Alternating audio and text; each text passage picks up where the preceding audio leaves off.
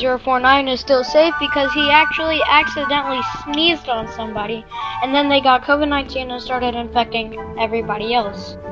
049 is still safe because he only accidentally sneezed on people. You know, like he didn't infect anyone, he only accidentally sneezed on people, so he is still very safe. And Shadow's trying to push me out the mic box. She is not very nice.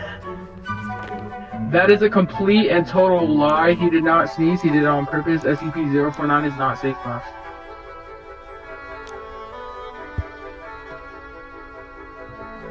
But you don't have to kill him. Still not safe.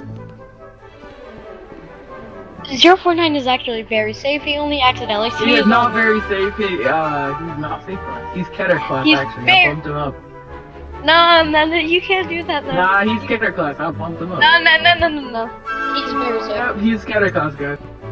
He's safer than 999. Okay, wow. He's Keter class now. SCP-049 is Keter class now, so. I'm gonna make you Keter class.